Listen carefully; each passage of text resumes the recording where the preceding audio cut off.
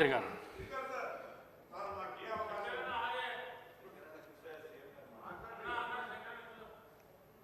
You speaker sir. Revenue శాఖ మంత్రి పొంగులేటి శ్రీనివాసరెడ్డి గారు ప్రవేశపెట్టిన తెలంగాణ భూభారతి భూమిపై హక్కుల రికార్డు చట్టము 2024 ఈ ప్రవేశపెట్టిన చట్టాన్ని సంపూర్ణంగా సమర్థిస్తూ దీనికి సంబంధించిన చర్చను తమరు ఓపికతో, ఇది ప్రజలకు సంబంధించిన సమస్య కాబట్టి కొంతమంది సభ్యులు గతంలో వాళ్ళు ఒక అద్భుతమైన ప్రవేశపెట్టిన ధరణి చట్టాన్ని రీప్లేస్ చేస్తూ ఈ కొత్త చట్టం ప్రవేశపెట్టడం ద్వారా తెలంగాణ రాష్ట్రంలో దాదాపుగా యాజమాన్యపు హక్కులున్న 1,52,00,000 ఎకరాల భూములకు సంబంధించిన వివరాలను భద్రపరచడమే కాకుండా అర్హులైన ప్రతి భూ యజమాని యొక్క హక్కులను కాపాడడానికి ఈ చట్టాన్ని సమర్థవంతంగా ఈ సభలో ప్రవేశపెట్టి ఈ సభలో చర్చ జరగడం ద్వారా 4 కోట్ల తెలంగాణ ప్రజలకు ఈ ప్రభుత్వం ఒక సమర్థవంతమైన ఈ తెలంగాణ రైతాంగానికి పూర్తి స్థాయిలో ఉపయోగపడే చట్టాన్ని తీసుకొచ్చింది అని ఒక భావన కల్పించి, ఒక నమ్మకం, విశ్వాసం కల్పించడానికి మీరు శాయశక్తుల ప్రయత్నం చేశారు. ప్రధాన ప్రతిపక్ష పార్టీ అహంభావంతో, అహంకారంతో సభా మర్యాదలను ఉల్లంఘించి సభాపతి మీదనే దాడి చేస్తామన్న ధోరణిలో చర్చను అడ్డుకోవాలనే ప్రయత్నం చేసింది. సహజంగా మిత్రులు సాంబశివరావు గారు చెప్పినట్టు ఎవరికైనా కుర్చీలో కూర్చుంటే సహనానికి కూడా ఒక హద్దు ఉంటుంది. మీరు సహనం కోల్పోయి వాళ్ళ మీద చర్యలకు ఉపక్రమించే పరిస్థితులు వాళ్ళు కల్పించిన మీరు చాలా ఓపికతో వారు ఎలాంటి ప్రయత్నాలు చేసినా రెచ్చగొట్టడం ద్వారా ఈ చర్చను తప్పుదారి పట్టించాలనే ప్రయత్నం చేసినా మీరు అవకాశం ఏమాత్రం ఇవ్వకుండా వాళ్ళంతటా వాళ్ళే సహనం చచ్చిపోయి సహకరించవలసిన పరిస్థితిని కల్పించి ఈ సభను ముందుకు నడిపించి ఇంత కీలకమైన, ముఖ్యమైన ఈ చట్టాన్ని తెలంగాణ రాష్ట్ర రైతాంగానికి మేలు జరిగే విధంగా ఈరోజు కొనసాగించినందుకు మిమ్మల్ని మనస్ఫూర్తిగా అభినందిస్తూ, ఈ తెలంగాణ సమాజం, ఈ ప్రాంతం ప్రతి సమస్య భూమి చుట్టూతోనే ముడిపడి ఉన్నది. ఆనాడు ప్రధానంగా కమ్యూనిస్టు సోదరులు రావి నారాయణ రెడ్డి గారు కావచ్చు, ఆరుట్ల కమలాదేవి గారు కావచ్చు, మల్లు స్వరాజ్యం గారు కావచ్చు, భీమిరెడ్డి నరసింహారెడ్డి గారు కావచ్చు, ధర్మ భిక్షం కావచ్చు, సరే ఆరుట్ల కమలాదేవి, ఆరుట్ల రామచంద్రారెడ్డి గారు, బద్దం ఎల్లారెడ్డి గారు, మిత్రులు చాలామంది చెప్తా ఉన్నారు, చాకల ఐలమ్మ, ఇట్లా. అంటే చరిత్రలో వెనక్కిపోయినా కొద్దిగా వాళ్ళ పోరాటాలన్నీ కూడా వారు ఈ పోరాటంలో అసూలు బాసింది ఈ భూమి కోసమే. ఈ భూమిని ఆత్మగౌరవంగా, ఈ భూమిని హక్కుగా, ఈ భూమి వాళ్ళ జీవించే హక్కు, వాళ్ళకు ఆత్మగౌరవాన్ని తెచ్చిపెట్టేది.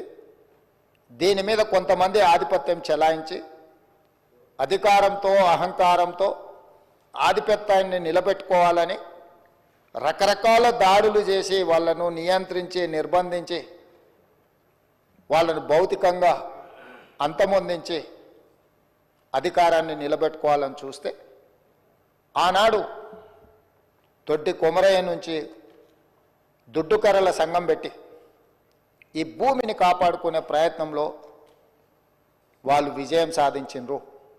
వాళ్ళు అమరులు అయి ఉండొచ్చు కాక, కానీ తెలంగాణ సమాజంలో ఉన్న భూమి తమ హక్కు, ఆత్మగౌరవాన్ని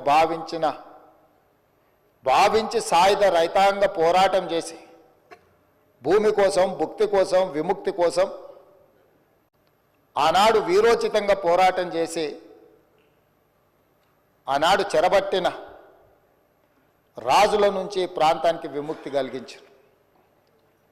ఆ తర్వాత ఎప్పుడు ఏ ఉద్యమం వచ్చినా, అది కమ్యూనిస్టు ఉద్యమాలు కావచ్చు, నక్సల్బరీ ఉద్యమాలు కావచ్చు, దళిత గిరిజన సంఘాలు, తుడుం దెబ్బలు, ఆదివాసీ సంఘాలు కావచ్చు, వీళ్ళందరి పోరాటాలు భూమి చుట్టూతోనే పరిభ్రమించినాయి. ఈ భూమి కోసమే వాళ్ళు సర్వం ఒడ్డి ఈ భూమిని రక్షించుకునే పనిలో పోరాటాలు చేసిండ్రు. పటేల్ పట్వారి వ్యవస్థ రద్దుకు కూడా కారణం పేద ప్రజల భూముల మీద కొద్దిమంది ఆధిపత్యం చెలాయించాలని చూడడంతో పటేల్ పట్వారి వ్యవస్థను రద్దు చేయడం జరిగింది అధ్యక్ష. అట్లాంటిది ఆర్ఓఆర్ యాక్ట్ కావచ్చు, రకరకాలుగా ఏ భూ యజమాని అయితే ఉన్నాడో ఆ యజమానుల యొక్క హక్కులను కాపాడడానికి సమయం సందర్భం వచ్చినప్పుడల్లా మనం చట్టాలు చేసుకున్నాం. ఆ చట్టాల ద్వారా వాళ్ళ హక్కులను కాపాడుతూ వచ్చినాం.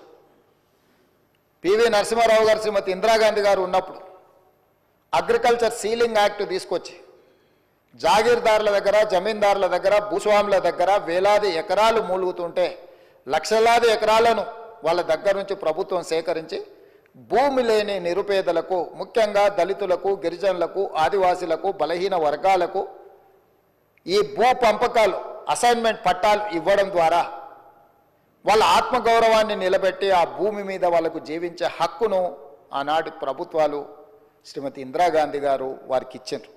దీనికి కారణం, ప్రేరేపితం ఆనాడు భూముల కోసం కమ్యూనిస్టులు చేసిన పోరాటాలని ఈరోజు మనం చెప్పుకోక తప్పదు.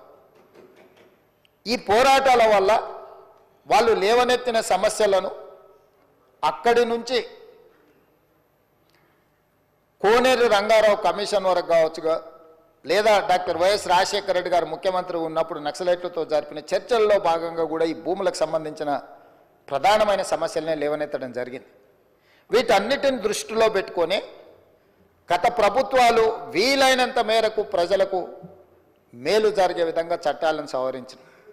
ఇంతకుముందు అక్బరుద్దీన్ ఓవైసీ గారు చెప్పినట్టు ఆనాడు యూపీఏ ప్రభుత్వంలో భూభారతి నిజామాబాద్ పైలట్ ప్రాజెక్ట్ కింద కేంద్ర ప్రభుత్వం మన్మోహన్ సింగ్ గారు, సోనియా గాంధీ గారు రికార్డ్స్ డిజిటలైజేషన్ చేయడం కానీ, భద్రపరచడం కానీ, తప్పులు జరగకుండా సరిదిద్దడం కానీ, వీటన్నిటి కార్యక్రమాలను ఎప్పుడు తీసుకున్నా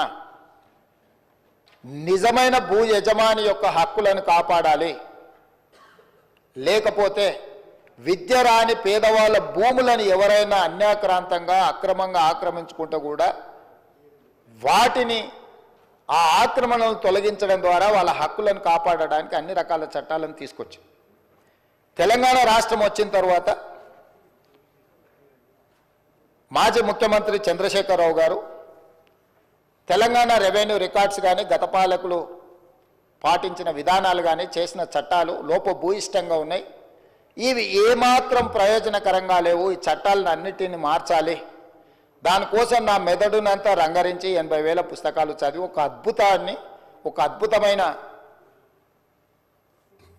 సాంకేతిక నైపుణ్యాన్ని ఆవిష్కరిస్తున్న దాని పేరే ధరణి అని చెప్పి చంద్రశేఖరరావు గారు మనకి ఇదే సభలో చెప్పిండ్రు, వివిధ వేదికల మీద కూడా చెప్పిండ్రు అధ్యక్ష. దీనికి సంబంధించిన కొన్ని అంశాలు నేను నిజంగానే ఒక మంచి చట్టం, ఒక మంచి ఆలోచన, ఒక సాంకేతిక నైపుణ్యాన్ని రంగరించి, ఎందుకంటే ఐటీ రంగంలో విదేశాలలో చదువుకొని వచ్చిన నా అంత ఐటీ నిపుణుడే లేడని కల్వకుంట్ల తారక రామారావు గారు, తెలంగాణ ఉద్యమకారుడిగా తెలంగాణ సమాజంలో ఉన్న సమస్యలను అన్నిటినీ అవసోపాన పట్టిన ప్రతి భూ సమస్యకు నేను పరిష్కారం చూపిస్తా అని మాజీ ముఖ్యమంత్రి వర్యులు కల్వకుంట్ల చంద్రశేఖరరావు గారు పదే పదే మాట్లాడుతూ ప్రస్తావిస్తున్నప్పుడు నేను కూడా ఒక సందర్భంలో భ్రమలకు లోనైనా, పర్వాలేదు ఈ విషయంలో అయినా మాజీ ముఖ్యమంత్రి గారు, మాజీ ఐటీ శాఖ మంత్రి గారు ఒక మంచి విధానాన్ని తీసుకొచ్చి ధరణి ద్వారా శాశ్వతమైన సమస్యల్ని పరిష్కరిస్తారని, ఆ ధరణి నిజంగానే వీరు కొత్తగా కనిపెట్టినరేమని ఈ సందర్భంగా మీ ద్వారా శాసనసభ రికార్డులకే కాకుండా తెలంగాణ సమాజానికి కొంత సమాచారాన్ని విశ్లేషణ ద్వారా నేను చెప్పాలనుకుంటున్నా అధ్యక్ష. ఈ ధరణి అనే ఏదైతే వెబ్సైట్ కావచ్చు, లేకపోతే వారు చెప్తున్న ఈ సాంకేతిక అద్భుతము చంద్రశేఖరరావు గారు సొంతంగా కనిపెట్టిందో, లేకపోతే చంద్రశేఖరరావు గారు సొంతంగా మన రాష్ట్రానికి అందించిన గొప్ప వరప్రదాయిని ఏం కాదు అధ్యక్ష. 2010 సంవత్సరంలోనే ఒరిస్సా రాష్ట్రం, మన పక్కనున్న రాష్ట్రం, ఈ ధరణి పేరు మీద ఈరోజు తెలంగాణ రాష్ట్రంలో ఏదైతే ఈ ధరణి ఈ మాడ్యూల్ని ఇంట్రడ్యూస్ చేసినో IL&FS సంస్థకు 2010 సంవత్సరంలోనే అక్కడ రిజిస్ట్రేషన్లు చేయడానికి, అక్కడ భూ రికార్డులను పరిశీలించడానికి ఒరిస్సా ప్రభుత్వము నామినేషన్ బేసిస్ మీద వాళ్ళకి టెండర్ ఇచ్చింది అధ్యక్ష. ఏ 2019 సంవత్సరంలో చంద్రశేఖరరావు గారు ఏ సంస్థకైతే కట్టబెట్టిండో అదే సంస్థ, అదే యజమానులకు ఒరిస్సా రాష్ట్ర ప్రభుత్వము 2010 సంవత్సరంలోనే ఈ ధరణి పేరు కూడా మార్చలేదు అధ్యక్ష. నువ్వు ధరణి అన్నావు, వాళ్ళు ఈ ధరణి అన్నారు. ఎందుకంటే ఎలక్ట్రానిక్ రిలేటెడ్ ఇష్యూ కాబట్టి ఈ ధరణి పేరు మీద 2010 సంవత్సరంలో ఒరిస్సా ప్రభుత్వం ఆ సంస్థకు అప్పచెప్తే 4 సంవత్సరాలు నిర్వహించిన తర్వాత కాగ్ ఏం నివేదిక ఇచ్చిందంటే అధ్యక్ష, 2014లో అసలు ఈ ధరణి ఈ రిజిస్ట్రేషన్ సాఫ్ట్వేర్ లోపాలను కాగ్ నివేదిక బయటపెట్టడం కాకుండా ఎలాంటి కాంపిటేటివ్ బిడ్డింగ్ చేయకుండా వాళ్ళకు నామినేషన్ బేసిస్ మీద ఇవ్వడం మీరు తప్పు. వాళ్ళకి ఎలాంటి అనుభవం లేదు ఇందులో. వాళ్ళకి ఏదైతే ఒరిస్సా ప్రభుత్వం అప్పచెప్పిన బాధ్యత, రిజిస్ట్రేషన్లు, రెవెన్యూ రికార్డ్స్కు సంబంధించిన బాధ్యత అప్పచెప్పినరో వాళ్ళకి ఎలాంటి నైపుణ్యం లేదు. ఇలాంటి నైపుణ్యం లేని సంస్థకు, లోపభూయిష్టంగా నిర్వహిస్తున్న సంస్థకు మీరు ఇవ్వడం 100% అని తప్పుపట్టడమే కాకుండా ఎన్ఐసి, కేంద్ర ప్రభుత్వ రంగ సంస్థ అయిన ఎన్ఐసికి ఇలాంటి సంస్థల్ని మీరు అసలు పక్కన పెట్టి వాళ్ళకి ఇవ్వకుండా వీళ్ళకి ఇవ్వడం తప్పు అని చెప్పి కాగ్ నివేదిక ఇచ్చింది అధ్యక్ష 2014లో.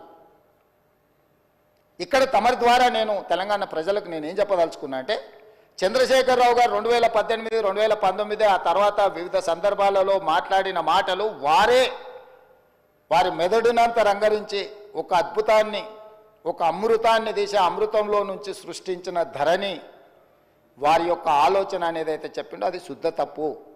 2010 సంవత్సరంలోనే IL&FS కంపెనీ ఈ విధానాన్ని ఒరిస్సా ప్రభుత్వానికి చేరవేస్తే ఒరిస్సా ప్రభుత్వం వాళ్ళ కాంట్రాక్ట్ ఇస్తే 4 సంవత్సరాలు నిర్వహించిన తర్వాత కాగ్ నివేదిక 100% తప్పు పట్టింది. ఈ లోపభూయిష్టమైన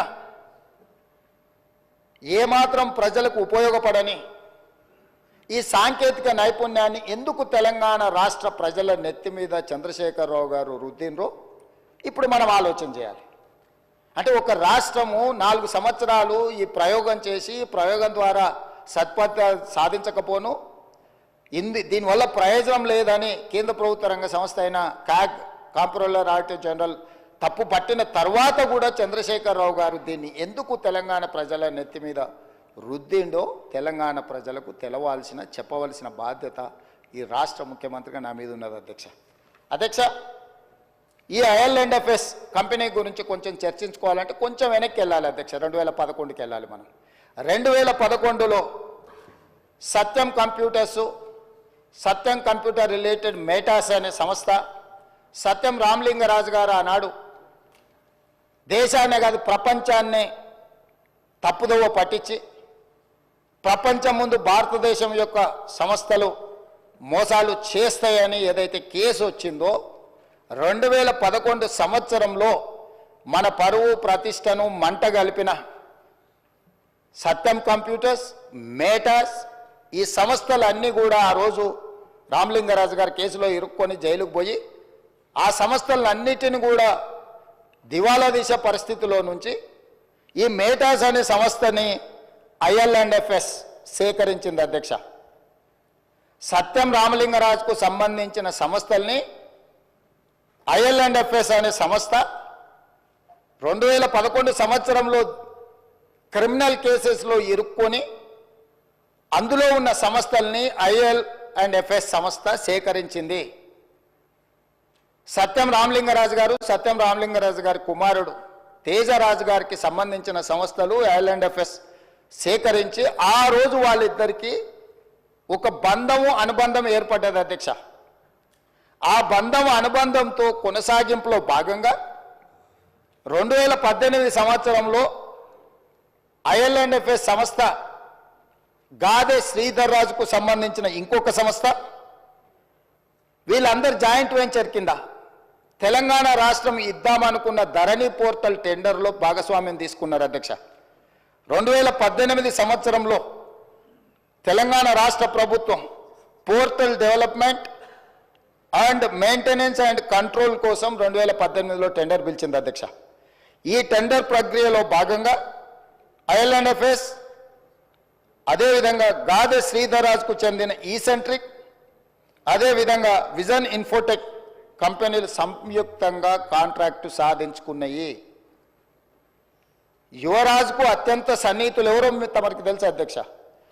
యువరాజు వెనకాల ఉండి ముందల గాదే శ్రీధర్ రాజును, గాదే శ్రీధర్ రాజు వెనకాల సత్యం ఆర్ మేటాస్ కంపెనీలను చేపట్టిన ఐఎల్ఎండ్ఎఫ్ఎస్ సంస్థను ముందలబెట్టి టెండర్లో భాగస్వామ్యం చేసి ఆ పని దక్కించుకున్నారు అధ్యక్ష. ఈ 2017 సంవత్సరంలోనే ఈ ఐఎల్ఎండ్ఎఫ్ఎస్ సంస్థ దివాలా తీయడమే కాకుండా క్రిమినల్ కేసులలో వీళ్ళు కూడా ఇరుక్కున్నారు అధ్యక్ష.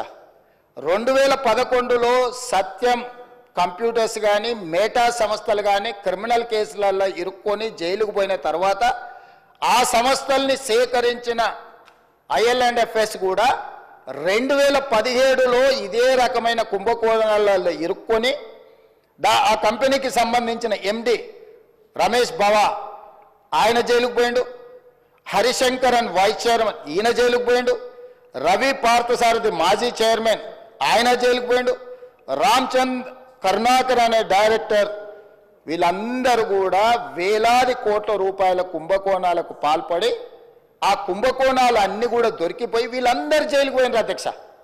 ఇది ఎప్పుడు 2017 సంవత్సరానికే జరిగిపోయింది అధ్యక్ష. ఎప్పుడు కూడా రాష్ట్ర ప్రభుత్వాలు కేంద్ర ప్రభుత్వాలు ఏదైనా ఒక సంస్థ క్రిమినల్ నేరాలలో పాల్గొని ఆర్థిక నేరాలలో పాల్గొని జైలు శిక్షలో లేకపోతే ఆ సంస్థల మీద ఆరోపణలు ఉన్నప్పుడు ఆ సంస్థలను టెండర్లలో పాల్గొనకుండా నిషేధించే విధానం మన రాష్ట్రంలో మన దేశంలో కొనసాగుతుంది. అయినా తెలంగాణ రాష్ట్ర ప్రభుత్వం చంద్రశేఖరరావు గారి ప్రభుత్వము ఈ ఐఎల్ఎండ్ఎఫ్ఎస్ను లేకపోతే ఈసెంట్రిక్ లేదా విజన్ ఇన్ఫోటెక్ ఏదైతే జాయింట్ వెంచర్తో టెండర్ వేసిందో వీళ్ళని నిషేధించలేదు అధ్యక్ష. వీళ్ళకి టెండర్ కట్టబెట్టి ఈరోజు తెలంగాణ రాష్ట్రంలో ఉండే 1,52,00,000 ఎకరాలకు సంబంధించిన లక్షలాది మంది రైతుల యొక్క భూముల వివరాలను రిజిస్ట్రేషన్లు చేయడము, డాక్యుమెంట్లు చేయడము, రికార్డులు మెయింటైన్ చేయడము, అన్ని రకాల బాధ్యతలను కంప్లీట్గా ఈ సంస్థకు అప్పచెప్పారు అధ్యక్ష. ఇక్కడ నుంచే ఇక స్టోరీ మొదలైంది అధ్యక్ష. అసలైన స్టోరీ ఇక్కడ ఉన్నది. టెండర్ దక్కించుకున్న ఐఎల్ఎండ్ఎఫ్ఎస్ సంస్థ పేరు మార్చింది అధ్యక్ష. టెండర్ అగ్రిమెంట్ అయిన తర్వాత టెరాసిస్ టెక్నాలజీస్ లిమిటెడ్ అని సబ్సిడరీ యూనిట్ కిందకి అగ్రిమెంట్ తీసుకొచ్చారు అధ్యక్ష. టెండర్ పాల్గొన్నప్పుడు ఒక పేరు మీద ఉండి టెండర్లో వాళ్ళ కాంట్రాక్ట్ వచ్చిన తర్వాత దాని పేరు మార్చింది అధ్యక్ష. ఒకవేళ పేరు మార్చిన మనుషులకు కూడా చట్టంలో ప్రొవిజన్ ఉంది అధ్యక్ష పేర్లు మార్చుకోవడానికి. ఒకవేళ మన పేరు నచ్చకపోతే కూడా ఒక గెజెట్ నోటిఫికేషన్ నుంచి ఒక విధానంలో ఉంది. కంపెనీస్ యాక్ట్లో కూడా ఒకవేళ సేమ్ కంపెనీ ఒకవేళ పేరు మార్చుకున్నా తప్పలేదు అధ్యక్ష, పేరు మార్చుకోవచ్చు. ఇక్కడ పేరు మార్చుకున్నది అధ్యక్ష. పేరు మార్చుకున్నాకనే తతంగం మొదలైంది అధ్యక్ష. ఈ టెరాసిస్ టెక్నాలజీస్ లిమిటెడ్ అనే ఐఎల్ఎండ్ఎఫ్ఎస్ సబ్సిడరీ యూనిట్ పేరు మారిన తర్వాత ఇందులోకి ఫాల్కన్ ఎస్జీ అనే ఒక ఫిలిపిన్ కంపెనీ దీంట్లో 52% ఒకసారి 28/10/2021 99% ఇందులో షేర్స్ మొత్తం ఈ కంపెనీ కొనేసింది అధ్యక్ష. ఫాల్కన్ ఎస్జీ అనే ఫిలిపిన్ కంపెనీ. ఈ కంపెనీ కొన్న తర్వాత ఇది ఇక్కడ ఆగింది అధ్యక్ష, ఆగలే. ఈ ఫాల్కన్ ఎస్జీ కంపెనీ నుంచి ఫాల్కన్ ఇన్వెస్ట్మెంట్స్ అనే కంపెనీ సింగపూర్ కంపెనీ ఇందులోకి వచ్చింది అధ్యక్ష. ఈ కంపెనీ అంటే ఏదైతే ఫాల్కన్ ఎస్జీ పేరు మీద 99% ఉందో ఆ 99% షేర్ని ఫాల్కన్ ఇన్వెస్ట్మెంట్ అనే సింగపూర్ కంపెనీ దీంట్లోకి వచ్చింది అధ్యక్ష. 1% మిగిలిపోయింది కదా అధ్యక్ష. ఆ 1% గాదె శ్రీధర్ రాజు ఎవరైతే ఉన్నారో ఆ 1% అతను కొన్నాడు అధ్యక్ష. 1% ఈ కంపెనీలో షేర్ కొన్న గాదె శ్రీధర్ రాజు ఈ కంపెనీకి సీఈఓగా మారిండు అధ్యక్ష. అంటే యువరాజు గారి మిత్రులు ఏ రకంగా ఇందులోకి తెర వెనుక నుంచి లోపలికొచ్చి దీన్ని మొత్తం తమ చేతిలోకి ఏ రకంగా తీసుకున్నారో గాదె శ్రీధర్ రాజు గారిని ఈ ఫాల్కన్ ఇన్వెస్ట్మెంట్ ఈ కంపెనీకి ఓనర్ను అంటే సీఈఓని చేసేసి వ్యవహారం మొత్తం గాదె శ్రీధర్ రాజు చేతికి అప్పచెప్పారు అధ్యక్ష. ఇది ఇక్కడ కూడా ఆగిందా అంటే లేదు అధ్యక్ష. ఫాల్కన్ ఇన్వెస్ట్మెంట్స్ మళ్ళీ వాళ్ళ దగ్గర ఉన్న 99% షేర్లని 100% కింద మొత్తం అంటే మొత్తం వాళ్ళకు ఉన్న మొత్తాన్ని మళ్ళీ అమ్మినారు అధ్యక్ష. దాంట్లోకి ఎవరు వచ్చారు అధ్యక్ష? Sparrow investments, GW sky private limited, Hillbrook investments వీళ్ళు ఒకవైపు వచ్చిండ్రు అధ్యక్ష. అది వీ యజమానులు ఎవరయ్యా అంటే రాహుల్ గోస్వామి, ఆనంద్ కుమార్ వీళ్ళందరు ఓనర్లు అధ్యక్ష. ఈ 3 కంపెనీల నుంచి మళ్ళీ హిల్బ్రూక్ ఇన్వెస్ట్మెంట్స్ నుంచి కొనుక్కున్న company gateway fund to LP అనే ఇంకొక సంస్థ వచ్చింది అధ్యక్ష. దాంట్లో నుంచి మళ్ళీ స్పారో ఇన్వెస్ట్మెంట్స్ నుంచి కొనుక్కున్న దాంట్లో గేట్వే ఫండ్ టు ఎల్ఎల్పి ఇందులోకి వచ్చారు అధ్యక్ష. అంటే అల్లిబిల్లి కంపెనీలు అన్నిటిని పెట్టుకుంటూ ఈ కంపెనీలన్నిటి ద్వారా చివరికి వాళ్ళు ఎక్కడికి చేరింది అధ్యక్ష? ఈ గేట్వే ఫండ్ టు ఎల్ఎల్పి కానీ ఎల్పి కానీ గేట్వే ఈ లొకేషన్స్ ఇవన్నీ ఒక కంపెనీ రాహుల్ గోస్వామి అండ్ ఆనంద్ కుమార్ అనే కంపెనీ కేమెన్ ఐలాండ్స్ అధ్యక్ష. రెండో company gateway fund to location British virgin islands అధ్యక్ష. ఈ కంపెనీల గురించి మీకు చెప్పాలంటే అధ్యక్ష, ఏదైనా ఈ ప్రపంచంలో ఆర్థిక నేరాలు చేయడానికి ట్యాక్స్ హెవెన్ కంట్రీస్ అంటారు అధ్యక్ష. ప్రపంచంలో ఏ దేశంలో అయినా ఏ ప్రాంతంలో అయినా ఆర్థిక నేరాలకు పాల్పడే కంపెనీలు ఆ దేశానికి ఎట్లా ఫుల్ ప్రూఫ్ ఉంటుంది అధ్యక్ష? ఆ దేశంలోకి పోయి నువ్వు ఏ దేశంలో ఏ నేరం చేసినా ఆ దేశంతో ఎలాంటి ఒప్పందాలు ఉండవు అధ్యక్ష. అతన్ని పట్టించరు, ఆ కంపెనీ వివరాలు చెప్పరు, దానికి ఏం సంబంధించింది ఏం చెప్పరు అధ్యక్ష. అదేవిధంగా ఇందులోకి గాదె శ్రీధర్ రాజు గారు రిలేటెడ్ కంపెనీలు పారాడిమ్ ఇన్నోవేషన్స్ ఎల్ఎల్సి, అదేవిధంగా క్వాంటెల్లా ఐఎన్సి ఈ 2 అమెరికా కంపెనీలు వచ్చినాయి అధ్యక్ష. సో ఎక్కడైతే టెర్రాసిస్ టెక్నాలజీస్ లిమిటెడ్లో బయలుదేరిన మన స్టేట్ అగ్రిమెంటు ఫిలిపిన్ దేశానికి పోయింది, ఫిలిపిన్ దేశాన్ని నుంచి సింగపూర్ దేశానికి పోయింది, సింగపూర్ దేశాన్ని నుంచి మళ్ళీ కేమెన్ ఐలాండ్స్కి పోయింది, తర్వాత వర్జిన్ ఐలాండ్స్కి పోయింది, తర్వాత అమెరికా దేశంలో ఉండే 2 కంపెనీలు. చివరికి ఈ కంపెనీలు ఈ సంస్థలను నిర్వహించే వాళ్ళు ఈ కేమెన్ ఐలాండ్స్లో వర్జిన్ ఐలాండ్స్లో తేలింది అధ్యక్ష. ఈ 2 దేశాలు ఎట్లాంటివి అంటే ప్రపంచంలో ఏ ఆర్థిక నేరం జరిగినా ఆ ఆర్థిక మూలాలు పనామా లీక్స్ కానీ లేకపోతే మీరు ఈ ప్రపంచంలో జరిగిన ఏ పెద్ద ఆర్థిక నేరాన్ని ఎత్తికినా ఆ సంబంధించిన కంపెనీలు ఈ 2 దేశాలలో ఉంటాయి అధ్యక్ష. ఆ దేశాలలో ఉన్న కంపెనీలు ఈరోజు ఈ టెరాసిస్ ఏదైతే ఈ ధరణి ఏదైతే ఉందో ఈ ధరణి మొత్తం ఆ దేశానికి వెళ్ళిపోయింది అధ్యక్ష. ఎవరో దాని ఓనర్లు అంటే అధ్యక్ష ఫాల్కన్ ఇన్వెస్ట్మెంట్ ప్రైవేట్ లిమిటెడ్లో ఉన్న ఓనరు ఏదైతే ఈ సింగపూర్ బేస్డ్ కంపెనీ ఉందో రాహుల్ గోస్వామి, ఈయన సింగపూర్ సిటిజన్, ఆనంద్ కుమార్ ఈయన సింగపూర్ సిటిజన్, లతికాదేవి అమ్మ daughter of Radhakrishna Pillai Singapore citizen అధ్యక్ష. వీరితో పాటు అధ్యక్ష స్పారో ఇన్వెస్ట్మెంట్స్ ప్రైవేట్ లిమిటెడ్ అనే కంపెనీ కూడా ఇది సింగపూర్ కంపెనీ అధ్యక్ష. స్పారో ఇన్వెస్ట్మెంట్ ఇది ఈ టోటల్ ఈ ఉండే కంపెనీలు అని కూడా ఇవి సింగపూర్ సంస్థలు అధ్యక్ష. అదేవిధంగా అధ్యక్ష జీడబ్ల్యూ స్కై ప్రైవేట్ లిమిటెడ్ అనే సంస్థ కూడా సింగపూర్దే అధ్యక్ష. జీడబ్ల్యూ సేమ్ వీళ్ళందరూ. తర్వాత పారాడిమ్ ఇన్నోవేషన్స్ ఎల్ఎల్సి అనేది అమెరికన్ కంపెనీ అధ్యక్ష.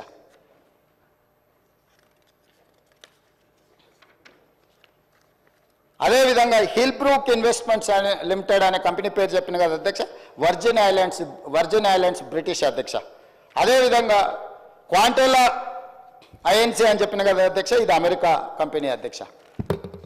అదేవిధంగా గేట్వే పార్ట్నర్స్ అని చెప్పిన కదా అధ్యక్ష, గేట్వే పార్ట్నర్స్ 2 లిమిటెడ్ అనేది ఉంది కదా అధ్యక్ష, కేమెన్ ఐలాండ్స్ అధ్యక్ష. అంటే ఈ మొత్తం కంపెనీలు ఈ రోజు నిర్వహిస్తున్న గాదె శ్రీధర్ రాజుతో సహా వీళ్ళెవ్వరూ ఈ దేశ పౌరులు కాదు అధ్యక్ష, ఈ రాష్ట్ర పౌరులే కాదు, ఈ దేశంలో పక్క రాష్ట్ర పౌరులైనా పర్వాలేదు అధ్యక్ష, ఎవ్వరు కూడా ఈరోజు ఈ ధరణి పోర్టల్ నిర్వహిస్తున్న టెరాసిస్ కంపెనీ పేరు మీద మొదలయ్యి మారుకుంటూ పేర్లు మారుకుంటూ సంస్థలు మారుకుంటూ దేశాలు మారుకుంటూ ఈరోజు కేమెన్ ఐలాండ్స్కు బ్రిటిష్ వర్జిన్ ఐలాండ్స్కి ఎక్కడికైతే చేరిందో అవి ప్రపంచంలో ఆర్థిక నేరాలకు సంబంధించిన ట్యాక్స్ హెవెన్ కంట్రీస్ అధ్యక్ష. ఆ దేశంలో నేరం చేసిన ఎవడు పట్టుకోలేడు, ఆ దేశం ఎవరికి వివరాలు ఇవ్వదు. ఈరోజు మన ధరణి పోర్టల్ అనేది ఆ దేశానికి ఆర్థిక నేరాలకు పాల్పడే దేశంలో ఉన్న సంస్థ చేతిలోకి మన తెలంగాణ రాష్ట్ర రైతాంగం యొక్క సంపూర్ణమైన వివరాలు ఈరోజు అక్కడికి వెళ్ళిపోయినాయి అధ్యక్ష. ఇది ఘనత వహించిన 80,000 పుస్తకాలు చదివిన తన మెదడంతా రంగరించి తయారు చేసిన అమెరికాకి వెళ్ళి ఐటీలో లక్షల కోట్ల రూపాయలు సంపాదించే ఉద్యోగాన్ని వదులుకొని తెలంగాణను ఉద్ధరిద్దామని వచ్చేసిన the great IT and industries minister mister Kalvakuntla Taraka Rama Rao గారి నేతృత్వంలో పిలిచిన ఈ టెండర్ ఏ సంస్థ పిలిచింది అధ్యక్ష? TSTS, Telangana state technology centre ఆ సర్వీసెస్. అది ఎవరు ఆధ్వర్యంలో? ఐటీ మినిస్టర్ ఆధ్వర్యంలో ఉంటుంది అధ్యక్ష.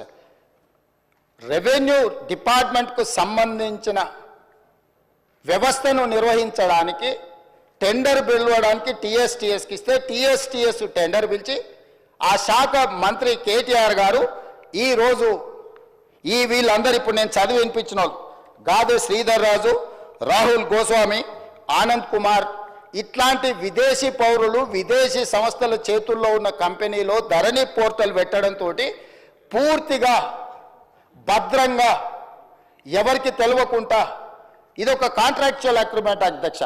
రెవెన్యూ డిపార్ట్మెంట్కు భూ యజమాని అయిన నాకు మా ఇద్దరికి సంబంధించిన వ్యవహారం అధ్యక్ష. రెవెన్యూ డిపార్ట్మెంట్లో CCLA దగ్గర నా వివరాలు ఉండాలి. నాకు ఆ సంస్థ రెవెన్యూ శాఖకు మాత్రమే సంబంధం ఇది అధ్యక్ష.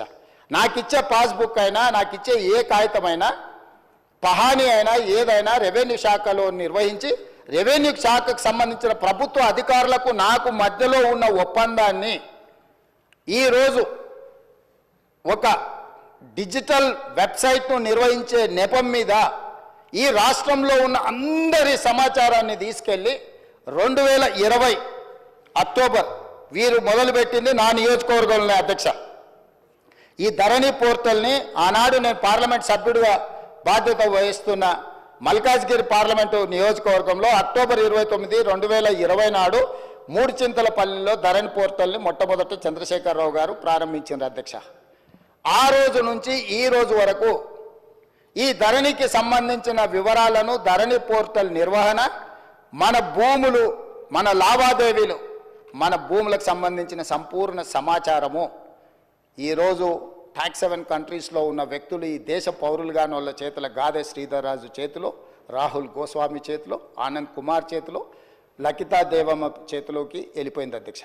అధ్యక్ష నేను మిమ్మల్ని అడుగుతున్నా అధ్యక్ష, రెవెన్యూ శాఖకు నాకు సంబంధించిన సమాచారం మా ఇద్దరి మధ్యలోనే ఉండాల్సిన సమాచారము ఈ సమాచారం అంతా తీసుకెళ్లి ఇతర దేశాలలో ఆర్థిక నేరాలలో ఇరుక్కపోయిన కంపెనీలు ఐలాండ్ అఫేర్స్ కానీ లేకపోతే సత్యంతో ఉన్న రిలేషన్ కానీ ఆ కంపెనీలో ఉన్న MDలు, వైస్ చైర్మన్లు లేకపోతే డైరెక్టర్లు అందరూ 2017లోనే ఆర్థిక నేరాలకు పాల్పడి వేల కోట్ల రూపాయల కుంభకోణాలలో పాల్పడి జైళ్లలో ఉన్న సంస్థకు చంద్రశేఖరరావు గారు అప్పచెప్పి ఈ తెలంగాణ రైతాంగ సంపూర్ణ సమాచారాన్ని దేశాలు దాటిచ్చింది అధ్యక్ష.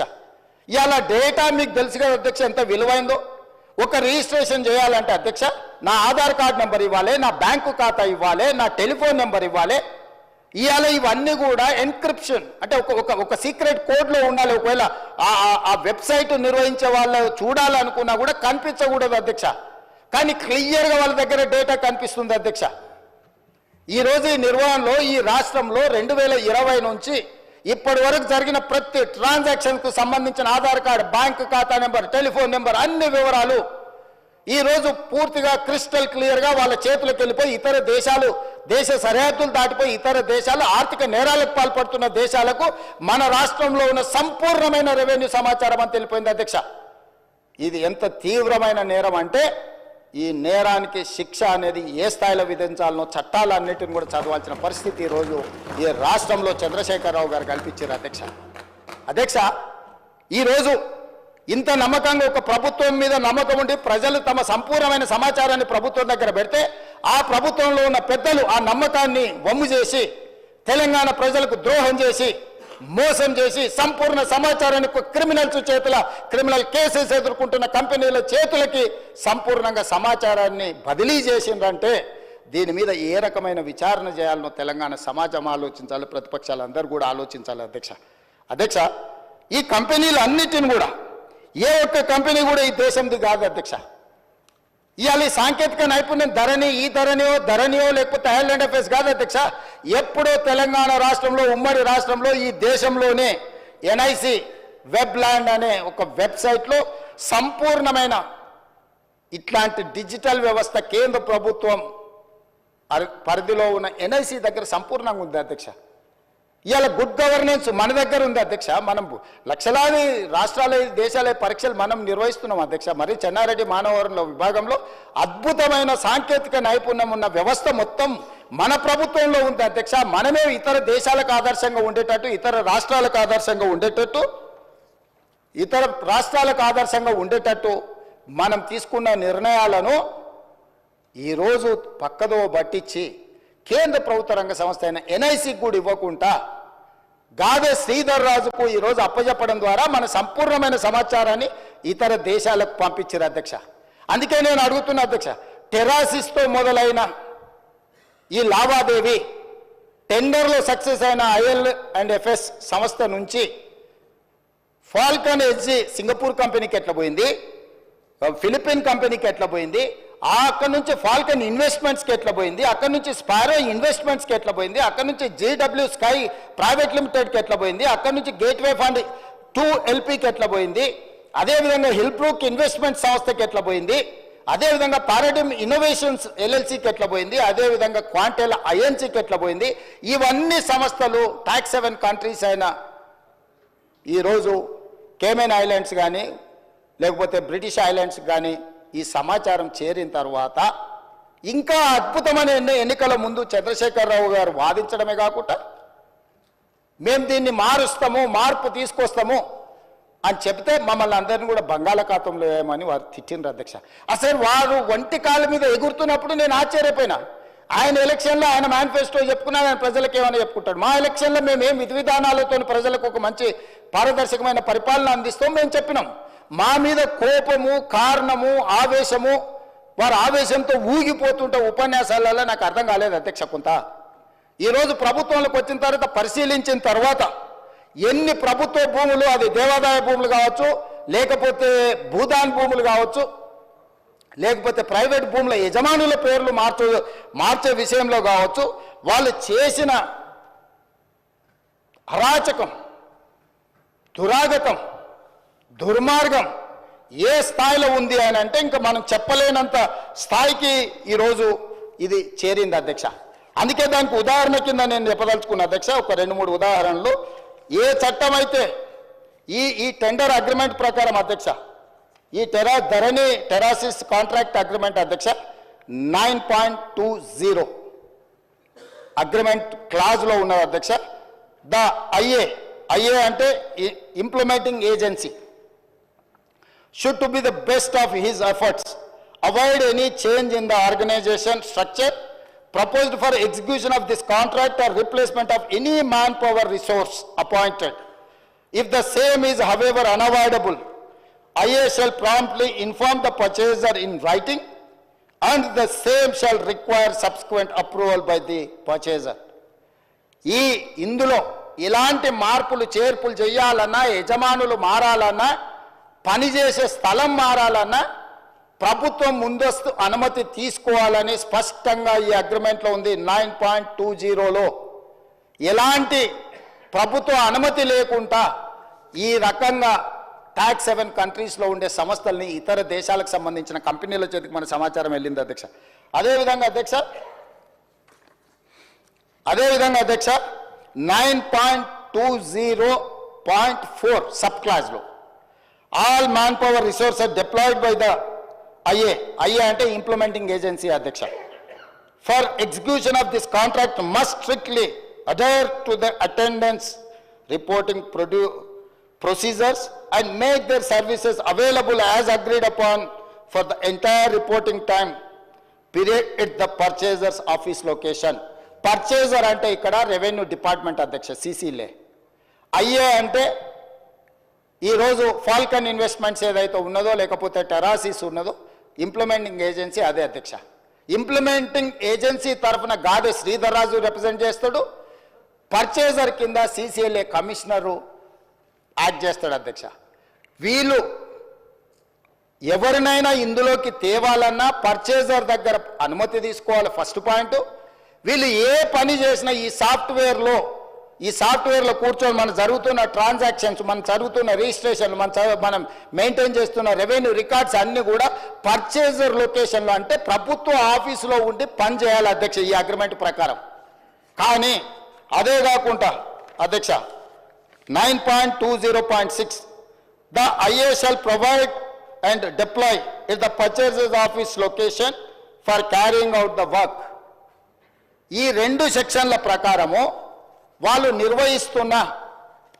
చేస్తున్న పని ఈ టెరాసిస్ అనే సంస్థ రెవెన్యూ శాఖకు సంబంధించిన CCLA ఆఫీస్లో కూర్చొని పనిచేయాలి అధ్యక్ష. కానీ ఈరోజు అధ్యక్ష అధికారుల నుంచి నాకు అందుతున్న సమాచారం తెలంగాణ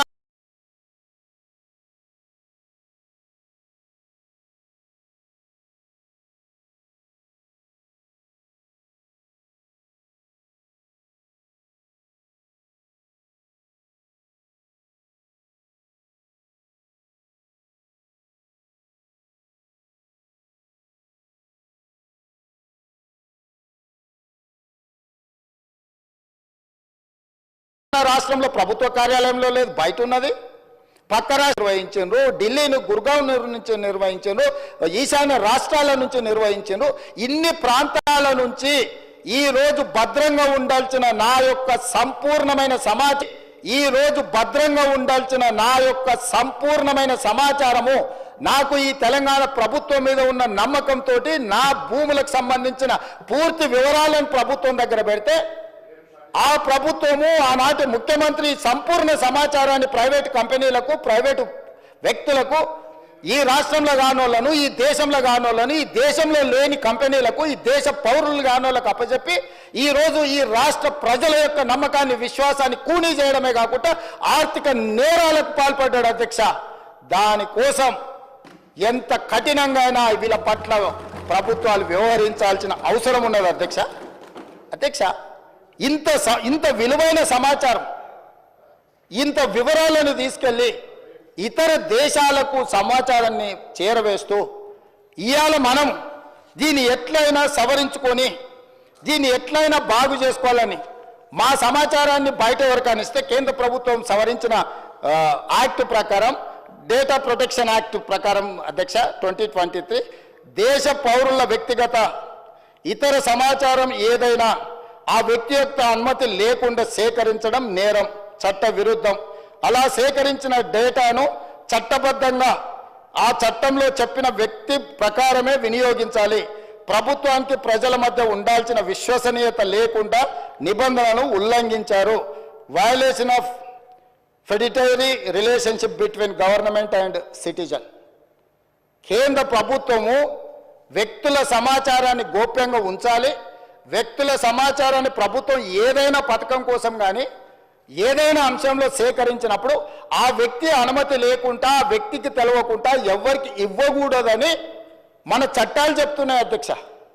మరి ఈరోజు లక్షలాది మంది, కోట్లాది మంది చేసుకున్న రిజిస్ట్రేషన్లు, డాక్యుమెంట్లు, ఆధార్ కార్డు, బ్యాంకు ఖాతాలు, టెలిఫోన్ నెంబర్లు టోటల్గా చంద్రశేఖరరావు గారు, అదేవిధంగా కల్వకుంట్ల తారక రామారావు గారు, వాళ్ళ అనుంగు సహచరులైన గాదె శ్రీధర్ రాజు చేతి ద్వారా రాహుల్ గోస్వామి నుంచి మొదలు పెడితే ఈ రకరకాల వ్యక్తుల చేతులకు ఇతర దేశాలకి సమాచారాన్ని అంతా పంపించారు అధ్యక్ష. ఎందుకు ఈరోజు సంవత్సరం మొత్తం సాంకేతిక నిపుణులతో, రాజకీయ పార్టీలతో, రైతు కూలీ సంఘాలతో, ప్రతి ఒక్కరితో ఎందుకు చర్చించినాం అధ్యక్ష? ఇంత తీవ్రమైన నేరం జరగడానికి అవకాశం కలిగించిన ధరణి, చంద్రశేఖరరావు, తారక రామారావు గారి విషయంలో ప్రభుత్వం స్పష్టమైన విధానంతో ముందుకు వెళ్ళాలని మా రెవెన్యూ శాఖ మంత్రి గారు, కొన్ని వందల మీటింగులు పెట్టిండు అధ్యక్ష. ఇది ఆషామాషిగా ఈ చట్టం ఈరోజు సభ ముందుకు రాలేదు అధ్యక్ష. ఈ చట్టం ఈరోజు ఈ సభ ముందుకు వచ్చిందంటే ఎన్నో నిద్రలేని రాత్రులు, కొన్ని వందల గంటలు ఈ అధికారులు వీళ్ళు మేమందరం, నా పాత్ర పరిమితమే, వాళ్ళు చేస్తున్న పనిని ప్రోత్సహించడం ముఖ్యమంత్రిగా నేను చేసిన పని. కానీ ఇక్కడ కూర్చున్న అధికారులు కానీ, కమిటీ కానీ, రిటైర్డ్ ఆఫీసర్స్ కానీ, రిలేటెడ్ కన్సర్న్ మినిస్టర్ కానీ, వాళ్ళు కొన్ని వందల గంటలు రోజుల కొద్దీ దీని మీద చర్చించి దీన్ని క్షుణ్ణంగా పరిశీలించి ఈ భూభారతి 2024 చట్టాన్ని సభలోకి తీసుకొచ్చినాం అధ్యక్ష. ఈ సభలోకి తెచ్చి దీని పట్ల ఒక మంచి చర్చ జరగడం ద్వారా సంపూర్ణమైన విశ్వాసాన్ని ఇవ్వాలి. మేము వచ్చిన తర్వాత వాళ్ళ కాంట్రాక్టు పూర్తి చేసి ఎన్ఐసికి బదిలీ చేసినాం అధ్యక్ష. నిన్నమననే వాళ్ళకి టెండర్ అగ్రిమెంట్ ఉండి బదిలీ చేయని పరిస్థితుల్లో నాకు తెలిసి ఒక నెల అయినట్టు కేంద్ర ప్రభుత్వానికి సంబంధించిన సంస్థకు ఈ సమాచారాన్ని బదిలీ చేసి ఇవాళ సంస్థ టెరాసిస్ అనే సంస్థ గాదే శ్రీధర్ రాజు ఎన్ఐసికి సహకరిస్తలేడు. ఎందుకంటే ఈ డేటా మొత్తం ట్రాన్స్ఫర్ చేయాలి. ప్రభుత్వ రంగ సంస్థ దాన్ని నిర్వహించాలి అని అంటే తన దగ్గర ఉన్న సమాచారాన్ని మొత్తం ఈ కేంద్ర ప్రభుత్వానికి బదిలీ చేస్తే తప్ప, కేంద్ర ప్రభుత్వ రంగ సంస్థకు బదిలీ చేస్తే తప్ప ఈరోజు అది నిర్వహించలేని పరిస్థితి.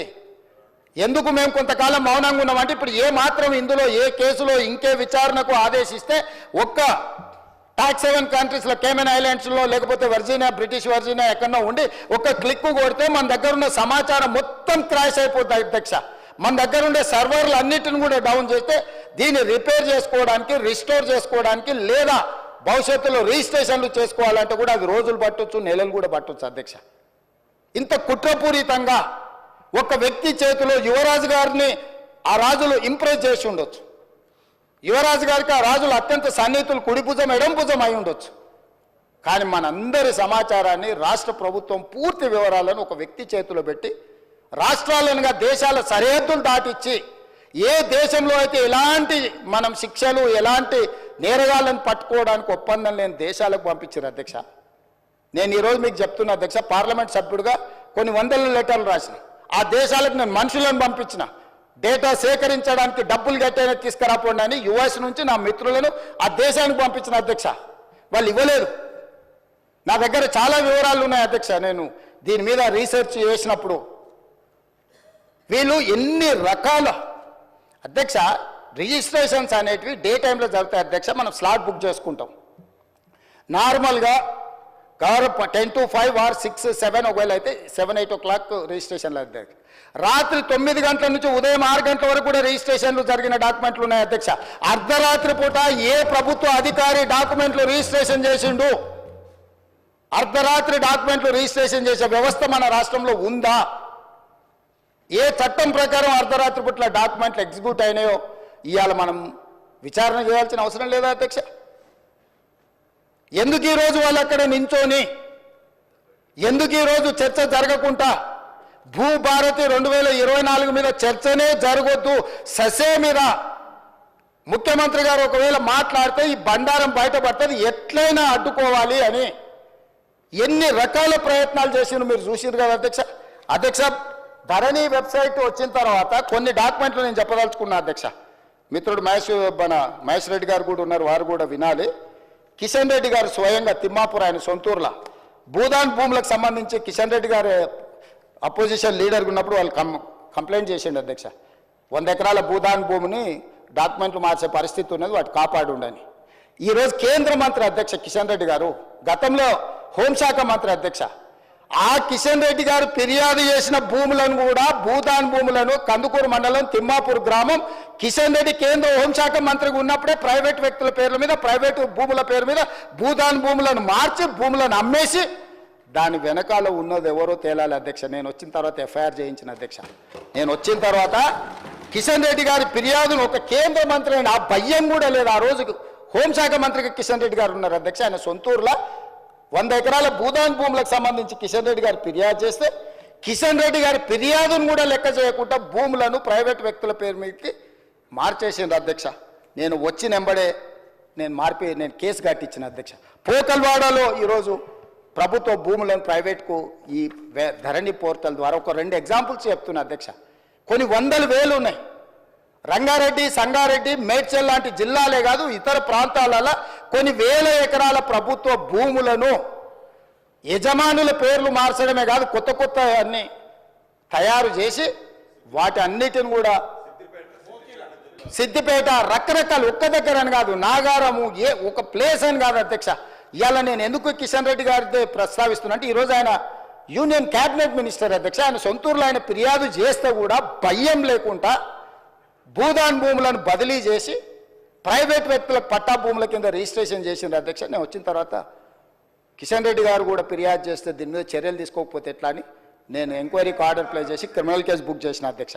ఇట్లా ప్రతి దగ్గర ఒక్కొక్కటి కాదు అధ్యక్ష, పోకల్వాడలో కానీ ఇతర ప్రాంతాలలో కానీ చాలా ప్లేసులు, చాలా ఎఫ్ఐఆర్లు, కొన్ని మా గంధంగూడ విలేజ్ కానీ ఇవి నేను వచ్చిన తర్వాత కొన్ని నా దృష్టికి వచ్చిన వాటిని ఈరోజు నేను ఈ క్రిమినల్ కేసులు ప్రభుత్వ భూములను ప్రైవేట్ భూములను, ప్రైవేట్ అయితే ఇప్పుడు ఈ వెబ్సైట్ ఓనర్కి ఎంత స్వేచ్ఛ ఉందంటే ఏడైనా కూర్చోవచ్చు, ఎప్పుడైనా ఏం కావాలన్నా ధరణి పోర్టల్కి వెళ్ళిపోయి మహేశ్వర్ రెడ్డి గారి పేరు మీద ఉన్న భూమిని శంకర్ గారి పేరు మీదకి మార్చవచ్చు, శంకర్ గారి పేరు మీద ఉన్న భూమి రేవంత్ రెడ్డి పేరు మీదకి మార్చవచ్చు, 30 ఎకరాలు ఉన్న భూమిని 3 ఎకరాలు చేయొచ్చు, 3 ఎకరాలు ఉన్న భూమిని 3 గుంటలు చేయొచ్చు. ఏం కావాలన్నా స్వైర విహారం చేసే అధికారం వాళ్ళకి ఇచ్చి ఆ ప్రైవేట్ ఏజెన్సీలకు ఇచ్చి ఇవాళ పూర్తిగా రాష్ట్రంలో ఉండే భూమి అంటేనే భయపడేటట్టు, భూమి అంటేనే మాకు ఉంటుందో ఉండదో అనే అభద్రతా భావనలకు నెట్టేసే ధరణి చట్టాన్ని తీసుకొచ్చి ఈరోజు మొత్తం లోపభూయిష్టంగా వీటిని తయారు చేస్తే గత సంవత్సరం నుంచి చాలాసార్లు చాలామంది మమ్మల్ని అన్నారు, ఇంకెప్పుడు తెస్తారా మీరు, ఎప్పుడు మీరు కొత్త చట్టం తెస్తారా అధ్యక్ష. అవగాహన చేసుకోవడానికి కూడా సమయం కావాలి అధ్యక్ష. ఇవాళ ఇంత కీలకమైన ఇంత ప్రతిష్టాత్మకమైన భూభారతి 2024 చట్టం సభలోకి వచ్చినప్పుడు ప్రధాన ప్రతిపక్షం బాధ్యత ఏంది అధ్యక్ష? ధరణి నిజంగా అద్భుతమే అయితే భూభారతి లోపభూయిష్టమో రాజకీయ కారణాల చేత వెళ్ళి ప్రభుత్వం ప్రవేశపెడితే మమ్మల్ని అడగాలి, మమ్మల్ని కడగాలి, మమ్మల్ని అన్ని రకాలుగా నిలదీయాలి కదా అధ్యక్ష. ప్రతిపక్ష నాయకుడు వారు సభలోకి రావాలి కదా. ఎందుకంటే మా అందరికంటే వారికి ఉద్యమకారుడికి ఎక్కువ అవగాహన ఉంది. 80,000 పుస్తకాలు చదివినాను వారు పదే చెప్పినప్పుడు ఆ 80,000 పుస్తకాల యొక్క సారాంశాన్ని రంగరించి వారి మెదడును కూడా కరిగించి వారు సృష్టించిన అద్భుతం అమృతం ఆ ధరణి గురించి వారు వచ్చి లేదా వాళ్ళ పార్టీ తరఫున సంపూర్ణంగా మాట్లాడుంటే బాగుండేది కదా అధ్యక్ష. అది ఈ మాట్లాడితే ఈ భూభారతి మీద చర్చ జరిగితే వాళ్ళ భూభాగవతం బయటపడుతుంది, వాళ్ళ బండారం బయటపడుతుంది. మళ్ళీ ఇంకొక కొత్త విచారణలను కేసులను ఎదుర్కొని జైలుకు వెళ్లాల్సి వస్తుంది. కాబట్టి ఎట్టి పరిస్థితుల్లో ఇది చర్చ జరగొద్దని ఒక తొండి పంచాయతీ తీసుకొచ్చి పెట్టారు అధ్యక్ష. బీఎస్సీ జరిగింది, బిజినెస్ అడ్వైజరీ కమిటీ మీటింగ్ తమరి నాయకత్వంలో జరిగింది. మేము అందరం కూడా వచ్చినాం, గంటల కొద్దీ మాట్లాడినాం. ఆ రోజు 9 అంశాలతో కూడుకున్న రిప్రజెంటేషన్ వాళ్ళు తీసుకొచ్చి మీకు ఇచ్చిండ్రు అధ్యక్ష. ఈ అంశాల మీద మేము చర్చించాలనుకుంటున్నాం, వీటిని తీసుకెళ్ళండి. 9లో ఈ ఫార్ములా ఈ కార్ రేసింగ్ గురించి అడిగినరా అధ్యక్ష? ప్రస్తావన తీసుకొచ్చిరా? పోని వాళ్ళు ఈరోజు ఏమాదం తెస్తారు, ఎఫ్ఐఆర్ 2 రోజుల కింద అయింది కాబట్టి మాకు ముందు తెలియదు అధ్యక్ష. 2023 డిసెంబర్ నుంచి డిసెంబర్ 7 తారీఖు మా ప్రభుత్వం ఏర్పాటు చేసి నేను బాధ్యత తీసుకున్న రోజు 3-4 రోజుల తర్వాత ఆ ఎఫ్ఈఓ సంబంధించిన ప్రతినిధి నా దగ్గరకు వచ్చి గతంలో మేము కేటీఆర్తో ఈ రకమైన ఒప్పందాలు చేసుకున్నాం, మాకు లావాదేవీలు ఉన్నాయి, మాకు వ్యవహారం ఉంది, దీన్ని కొనసాగించాలని నా దగ్గరకు వచ్చిన అధ్యక్ష. ఇప్పటి దగ్గర అక్కడ ఫోటో ప్రదర్శిస్తూ అఫీషియల్గా చీఫ్ మినిస్టర్గా నేను అపాయింట్మెంట్ ఇచ్చిన అధ్యక్ష. ఏ సంస్థ అయినా ఏ వ్యక్తి అయినా ఈ రాష్ట్రంలో పెట్టుబడులు పెట్టుంటే ఈ రాష్ట్రంలో ఏదైనా అంశం ప్రస్తావించదలుచుకుంటే ఫ్రీగా ప్రజలకు ప్రజా దర్బార్ నిర్వహించిన అధ్యక్ష. ధూల్పేటలో గుడంబ అమ్ముకునేటోడు కావచ్చు, లేదా ఇంకెక్కడైనా ఏదైనా నేరంలో ఇరుక్కున్న ఆరోపణలు ఎదుర్కొంటున్నాడు కావచ్చు, ముఖ్యమంత్రి నా దగ్గర వచ్చి చెప్పుకునే స్వేచ్ఛ ఇచ్చిన అధ్యక్ష. అతను ఎదుర్కొంటున్నది నిజమైన ఆరోపణనేనా, నిజమా కాదా, వాస్తవమా అవాస్తవమా, ఎవరు వచ్చినా చెప్పుకునే స్వేచ్ఛ. నేను నా ఇంటి దగ్గర రోజు వందలాది మంది నేను కలుస్తా అధ్యక్ష. ప్రతిరోజు సెక్రటేరియట్లో మీకు తెలుసు 4 గంటల నుంచి 8 కానీ 9 కానీ ఎన్ని వందల మంది వచ్చినా ప్రతి ఒక్కరిని కలుస్తా, ప్రతి ఒక్కరితో ఫోటో దిగుతా. ఈ ఎఫ్ఈఓ సంస్థకు సంబంధించిన ప్రతినిధి ఈ కార్ రేస్లకు సంబంధించి చర్చించాలంటే నేను అపాయింట్మెంట్ ఇవ్వకుంటే ఎందుకుంటా అధ్యక్ష? ఏముంది అధ్యక్ష? నేను దిగిన ఫోటో అధ్యక్ష, ఆ ఫోటో నేనే దిగిన, వాళ్ళని పిలిచినా నేను వాళ్ళు వచ్చి కలుస్తామంటే రమ్మన్నా, వచ్చి కలిచారు. కలిసిన తర్వాత ఈ విషయం ప్రస్తావించారు.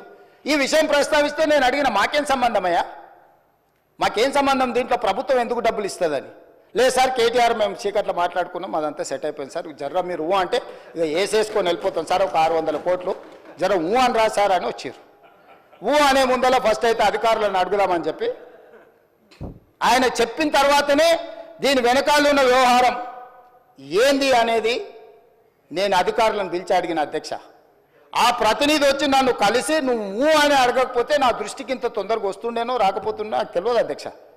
నేను ఎందుకు పూర్తి వివరాలు ఇక్కడ చర్చిస్తలేనంటే, 1 ఏసీబీ విచారణ చేస్తుంది, కేసు అయింది. 2 హైకోర్టులో కేటీఆర్ గారు వెళ్ళారు.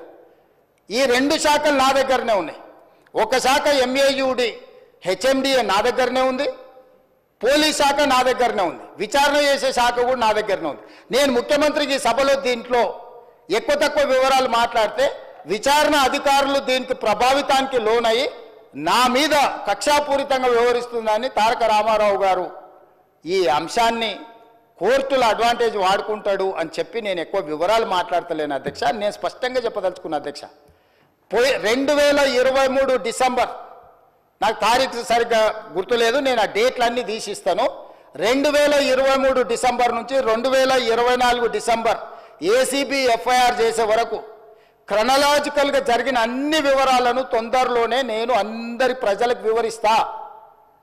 ఆ సంస్థకు సంబంధించిన ప్రతినిధి నన్ను కలిసి నాకు వాళ్ళు జరిగిన లోపాయకారి ఒప్పందాల గురించి చెప్పి దీన్ని నువ్వు సహకరించాలని అడిగినప్పుడు శాఖ నుంచి సమాచారాన్ని తెప్పించుకొని ఇది తెలంగాణ రాష్ట్ర ప్రజలకు సంబంధించిన సొమ్ము, హైదరాబాద్ నగర అభివృద్ధి కోసం మాత్రమే వాడాలి, కొద్దిమంది తోసుకుంటే కుదరదు అని చెప్పి దాన్ని వివిధ సందర్భాలలో అధికారుల నుంచి సమాచారాన్ని సేకరించి అధికారులకు పై అధికారులు నోటీసులు ఇచ్చి వాళ్ళు ఇచ్చిన రిప్లైల ఆధారంగా దాన్ని విచారణ చేపట్టాలి అని చెప్పి ఈరోజు ఫిర్యాదు చేసినాం అధ్యక్ష. సంవత్సరం నుంచి నానుతున్న సబ్జెక్టు, సంవత్సరం నుంచి పత్రికలలో రాస్తున్న సబ్జెక్టు, సంవత్సరం నుంచి టీవీలలో పేపర్లలో చర్చ జరుగుతున్న సబ్జెక్టు. 4 సమావేశాలు జరిగినాయి అధ్యక్ష. మన ప్రభుత్వం వచ్చినాక తమరి నేతృత్వంలోనే, తమరు స్పీకర్ అయిన తర్వాత ఈ శాసనసభ సమావేశం ఒక్కసారి కాదు 4 సార్లు జరిగింది అధ్యక్ష. ఇది 4వ సమావేశం. 4 సమావేశాలలో ఏ రోజైనా ఫార్ములా ఈ రేస్ గురించి బీఆర్ఎస్ ఎప్పుడైనా మాట్లాడిందా అధ్యక్ష? ప్రపంచంలో ఉండే చంద్రమండలంలో ఉండే ధూళి దుమ్ము గురించి అనకాపల్లి నుంచి అమలాపురం నుంచి అమెరికా వరకు కేటీఆర్ గారు అన్ని విషయాలు మాట్లాడిండు. ట్విట్టర్ పిట్ట రోజు విషయాలను ప్రస్తావించిన ఏ రోజన్నా ఈ ట్విట్టర్ పిట్ట ఈ ఫార్ములా ఈ రేస్ గురించి ఎప్పుడైనా మాట్లాడిండు అధ్యక్ష? ఇవాళ నిన్న సాయంత్రం నుంచి ఎట్టి పరిస్థితుల్లో చర్చ జరగాల్సిందే, ఈ సభను నడవనీయం. ఏంటి అధ్యక్ష దురహంకారం? 2023 డిసెంబర్లో ఓడించి అధికారంలోకి వెళ్ళి దించారు. ఇంకా వాళ్ళ అహంభావం తగ్గలేదని 2024 పార్లమెంట్ ఎన్నికల్లో డిపాజిట్లు పుంజుకున్నారు అధ్యక్ష. అయినా ఇంకా వీళ్ళు అధికారం పోయినా మారలేదు, డిపాజిట్లు పోయినా మారలేదు. ఈరోజు మెదడు కూడా పోయినట్టుంది అధ్యక్ష వాళ్ళు చేస్తున్న అల్లరి చిల్లర పనులు చూస్తుంటే. అధ్యక్ష, మనం బాధ్యత కలిగిన ప్రజాప్రతినిధులం. ఇంత కీలకమైన సమస్య చర్చ జరుగుతున్నప్పుడు ఈ చర్చను కొనసాగించి చర్చ పూర్తయిన తర్వాత తీసుకోమని అడగనున్నారు అధ్యక్ష. తమరు అనుమతిస్తే ఏదైనా. ఇవాళ నేను ఎందుకు వివరాలు ఇక్కడ మొత్తం చెప్పలేకపోతున్నానంటే, ఒక పక్కన ఏసీబీ విచారణ చేస్తుంది, రెండవ పక్కన కోర్టులో అతను వాదనలు వినిపిస్తున్నాడు. నేను ఏ సమాచారం అవసరానికి మించి వాస్తవాలను ఏది మాట్లాడినా ముఖ్యమంత్రిగా ఈ శాఖ 2 శాఖలు నా పరిధిలోనే ఉన్నాయి కాబట్టి నేను ఏదైనా ఆ శాఖల మీద ప్రభావితం, ఆ శాఖలను ఏదైనా ప్రభావితం చేస్తా అని చెప్పి ఏదైనా అనుకునే అవకాశం ఉంటుంది కాబట్టి నేను ఆ వివరాల జోలికి వెళ్తలేను. మీ ద్వారా ఇన్ని వివరాలు చెప్పిన నేను ఒకటే కోరుకుంటున్నా అధ్యక్ష, ఫార్ములా ఈ రేస్కు సంబంధించి వారు పట్టుబడుతున్నారు. ఒకసారి అధికారులతో ఒకసారి కోర్టులో పరిస్థితులను అంచనా వేసుకున్నాక మీరెప్పుడు పిలిస్తప్పుడు ఇక్కడైనా ఎక్కడైనా ఒకవేళ వాళ్ళకి శాసనసభలో చర్చించడానికి వాళ్ళకు ఒకవేళ ఏమైనా ఇబ్బందులు ఉంటే వాళ్ళ పార్టీ ఆఫీస్కి అయినా కూడా వస్తాం అధ్యక్ష, మాకేం అభ్యంతరం లేదు.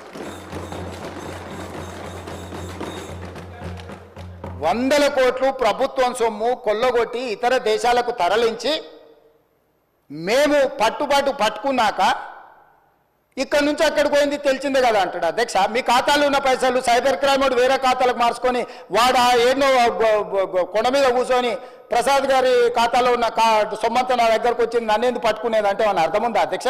హెచ్ఎండిఏ ఖాతాలో ఉండాల్సిన కోట్ల రూపాయలు లండన్లో ఏదో కంపెనీకి మార్చి ఆ లండన్ కంపెనీ వెనకాల నీకేం లాలుచుందో చెప్పకుండా ముందు ట్రైపార్టీ అగ్రిమెంట్ ఉన్నదాన్ని బైపార్టీ అగ్రిమెంట్ చేసి బైపార్టీ అగ్రిమెంట్ల ఎన్నికల నిబంధనలు ఉల్లంఘించి రాష్ట్ర ప్రభుత్వ విధి విధానాలను ఉల్లంఘించి అన్ని రకాలుగా కోట్ల రూపాయలు అధ్యక్ష 55 కోట్లు అంటుండు అధ్యక్ష. వీళ్ళు చేసుకున్నది 600 కోట్లు ఎన్నికే 55 కోట్లు ఇవ్వగానే నేను పట్టుకున్నా అధ్యక్ష.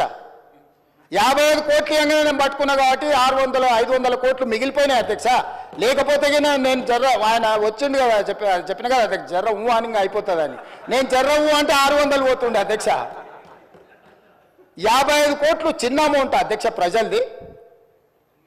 ఇవాళ హాస్పిటల్లో 50,000 లక్ష రూపాయలు హాస్పిటల్ ఖర్చులకు లేకుండా ప్రాణాలు పోతున్నాయి అధ్యక్ష. ప్రభుత్వ సొమ్ముకు జవాబుదారీతనంగా ఉండాల్సిన ప్రజాప్రతినిధులు 55 కోట్లు పోతే ఏమైంది?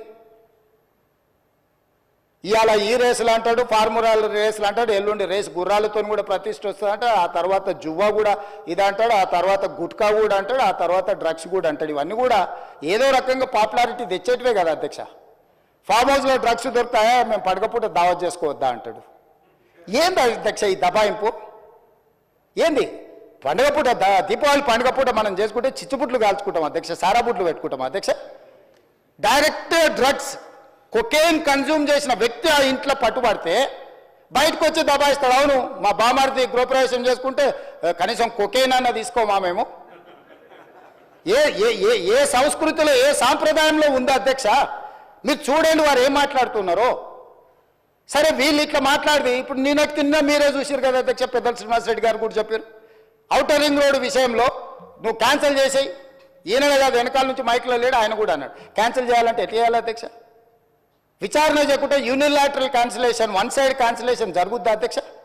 ఏదైనా ఒక ఒప్పందము నగదు బదిలీ అయిన తర్వాత ఆ నగదు బదిలీ చేసి ప్రభుత్వం చేసుకున్న ఒప్పందము ఏదైనా రద్దు చేయాలంటే విచారణ జరగాలి, విచారణలో తప్పు జరిగిందని నిరూపించాలి. తప్పు జరిగిందని నిరూపించిన తర్వాతనే చట్ట ప్రకారము రద్దు చేయడానికి అవకాశం ఉంటుంది.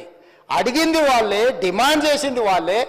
నేను లేచి నించొని ప్రకటించిన తర్వాత మళ్ళీ హరీష్ రావు గారు అభినందించండు మేము స్వాగతిస్తున్నాం మీ విచారణని. ఇవ్వాలంటే నా మీద కక్షతోని విచారణకు ఆదేశించిండని. అంటే ఔటర్ రింగ్ రోడ్ అమ్ముకున్నా ఏమనొద్దు, హెచ్ఎండిఏలో 100 కోట్లు విదేశాలకు తరలించి ఆ విదేశాలలో మీరు ఎట్టెట్లా వంచుకుంటురో ఎవరెవరు ఈ నుంచి నువ్వు ఎఫ్ఈఓ ఖాతాలకు పోయిందే చూపిస్తున్నావు. ఎఫ్ఈఓ ఖాతాల నుంచి లండన్లో ఎవరి ఖాతాలకు పోయినా మళ్ళీ అవతల ఎవరు తేల్చాలి అధ్యక్ష? విచారణ చేయకుండా తేలుతుందా అధ్యక్ష? ప్లస్ నోట్లు పంపలే అధ్యక్ష, పౌండ్స్ కొనాలి ప్రభుత్వం అంటే ఆర్బీఐ అనుమతి తీసుకోవాలి అధ్యక్ష. ఫారిన్ కరెన్సీ పర్చేజ్ చేయాలంటే ఏ ట్రాన్సాక్షన్ చేయాలన్నా రిజర్వ్ బ్యాంక్ గైడ్ లైన్స్ ఉన్నాయి అధ్యక్ష.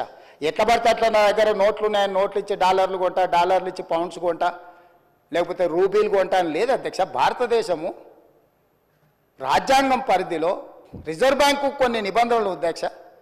పౌండ్స్ కొనాలంటే రిజర్వ్ బ్యాంక్ అనుమతి ఇవ్వాలి అధ్యక్ష.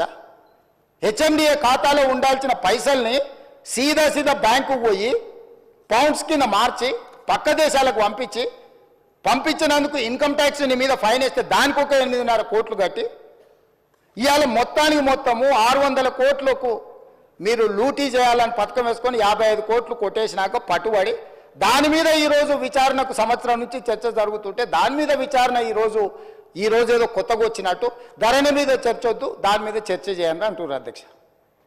ఏం అధ్యక్ష రేపు ఎల్లుండి అవతలెల్లుండి ఎట్లా కోర్టులో విచారణ జరుగుతుంది, ఏసీబీలో విచారణ జరుగుతుంది, మళ్ళీ హౌస్ వస్తూనే ఉంది.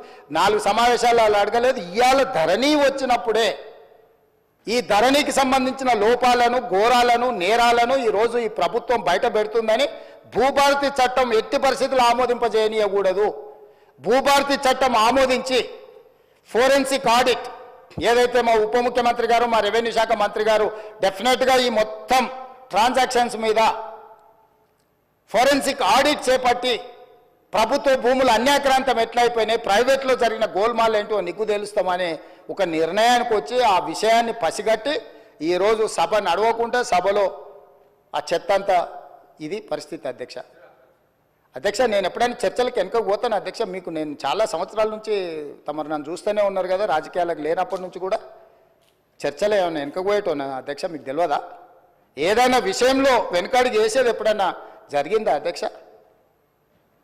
అంటే ఈరోజు మీరు తప్పించుకోవడానికి, మీరు చేసిన నేరాలను కప్పిపుచ్చుకోవడానికి ఈ రకంగా సభను అవమానించి తమరిని కించపరిచే విధంగా మాట్లాడి సభా గౌరవాన్ని, ఆ కుర్చీ మర్యాదను మంటగలిపి చర్చనే జరగొద్దు, బిల్లే పాస్ కావద్దు, ఈ భూములు ప్రజలు రైతులు బాగుపడొద్దు అని ఒక కుట్రపూరితమైన నేరాపూరితమైన ఆలోచనతోటి ఈరోజు వాళ్ళందరూ అట్లా ఆటవికంగా వ్యవహరించడాన్ని మమ్మల్ని వదిలేయండి అధ్యక్ష. మేము పాలకపక్షం, వాళ్ళు ప్రతిపక్షం ఉండొచ్చు.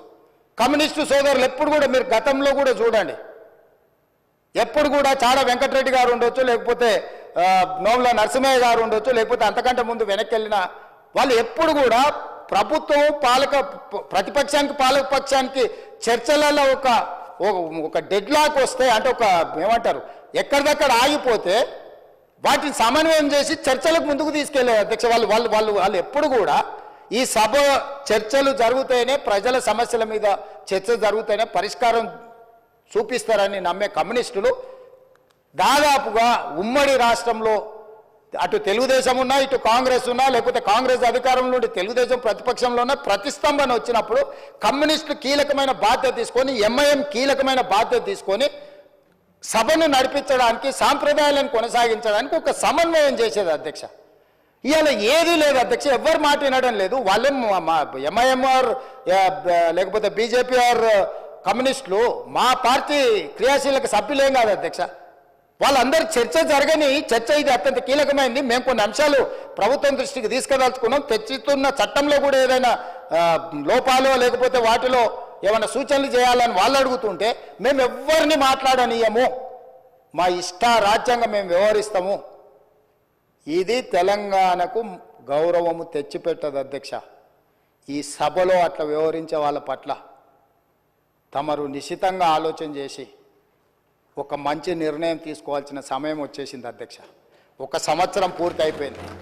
ఇంకా మనం చిల్లర మల్లర వేషాలు వేసుకుంటా 10 సంవత్సరాలలో 100 సంవత్సరాలకు కావలసినంత దోసుకొని విధ్వంసం చేసి చర్చనే జరగొద్దు, చట్టమే మారొద్దు, చట్టం మా ఇష్ట ప్రకారమే నడవాలి, మీ ఇష్ట ప్రకారం వద్దు అని 23 డిసెంబర్లో అధికారం కోల్పోయారు, 24 మే జూన్లో డిపాజిట్లు కోల్పోయారు, 24 డిసెంబర్లో మీరు మెదడు కూడా కోల్పోయినట్టుగా అనిపిస్తుంది అధ్యక్ష నాకు. కాబట్టి ఇట్లాంటి వ్యవహారాలను తమరు కొంచెం గట్టిగా అప్పుడప్పుడు మీరు కూడా కొంచెం కొరడా జల్పించాల్సిన పరిస్థితులు వచ్చినట్టు నాకు అనిపిస్తుంది అధ్యక్ష. తమరు ఏ ఆదేశం ఇచ్చినా మేము పాటిస్తాం. ప్రభుత్వం వైపు నుంచి ఫార్ములా ఈ రేస్ మీద మీరు అనుమతిస్తే పూర్తి స్థాయి వివరాలను తీసుకొచ్చి కూర్చొని సభ ద్వారా తెలంగాణ సమాజానికి వివరించడానికి నాకు ఎలాంటి అభ్యంతరం లేదు. వారు ప్రదర్శిస్తున్న ఫోటో నాదే, ఆ పక్కల వాళ్ళు చూపించిన ఆయన FEO ప్రతినిధే. ఆ ప్రతినిధి వచ్చి నాకు చెప్పిన తర్వాతనే ఈ బండారం బయటపడ్డది. ఈ దోపిడీకి వేసిన దారి ట్రైపార్టీ అగ్రిమెంట్ నుంచి బైపార్టీ కావడం, బైపార్టీ అయిన అగ్రిమెంట్ ఎలక్షన్ కోడ్ వచ్చినా కూడా ఎవరికి చెప్పపెట్టకుండా ఒప్పందాలు లేకుంటేనే కోట్ల రూపాయలు దేశాన్ని దాటి తరలించడం, ఆ తర్వాత ఒప్పందాలు చేసుకోవడం, ఆ తర్వాత మిగతా సొమ్మును కూడా లాగడానికి వాళ్ళు ప్రయత్నం చేయడం, ఇవన్నీ వేగంగా ఒకదాని వెనకాల ఒకటి జరిగినాయి అధ్యక్ష. ఎవరికి ఎలాంటి అనుమానం లేదు. FEO ప్రతినిధులు నన్ను కలిసిండ్రు, నన్ను కలిసి వాళ్ళ భాగవతం చెప్పినాకనే నేను దాన్ని కనిపెట్టి అధికారుల నుంచి సమాచారం సేకరించి విచారణకు ఆదేశించిన, విచారణలో ఏ విధంగా ముందుకు వెళ్ళాలనో కూడా మేము అందరితో చర్చించి, న్యాయ నిపుణులతో చర్చించి ఒక నిర్ణయం తీసుకున్నాం. ఆ నిర్ణయం మేరకే గవర్నర్ గారికి లేఖ రాసినాం. గవర్నర్ గారు కూడా న్యాయ నిపుణులను సంప్రదించిన తర్వాతే విచారణకు అనుమతి ఇచ్చిండ్రు.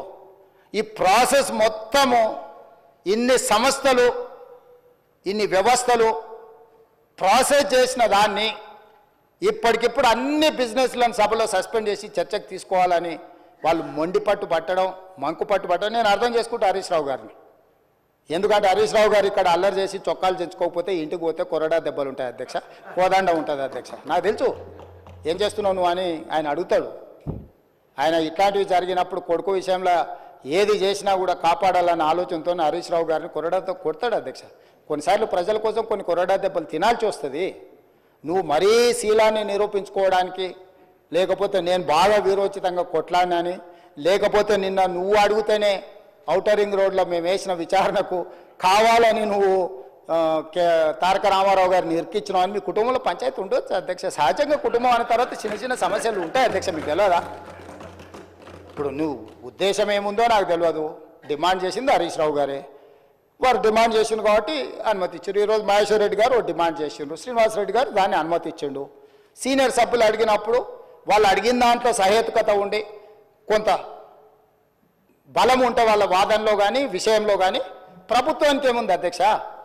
నిన్న హరీష్ రావు గారు అడిగిన ఔటర్ రింగ్ రోడ్డు విచారణ అయినా, నేడు బీజేపీ పక్ష నాయకుడు ఏలేటి మహేశ్వర్ రెడ్డి గారు చేసిన డిమాండ్ అయినా సహేతుకమైందని ప్రభుత్వం భావించింది కాబట్టి విచారణలకు ఆదేశించింది. కాబట్టి దయచేసి ఈ సభ, నాకు రాష్ట్రపతి గారి కార్యక్రమం ఉన్నది, అక్కడ రాష్ట్రపతి గారి ప్రోగ్రాంకి వెళ్ళేది ఉన్నది అధ్యక్ష. ఈ సభను, ఈ బిల్లు ఒక అద్భుతం. ఇందులో ఏమైనా చిన్న చిన్న సూచనలు ఎగ్జిక్యూటివ్ ఆర్డర్స్లో ఏమైనా కావాలంటే కూడా మనం కరెక్షన్ చేసుకుందాం.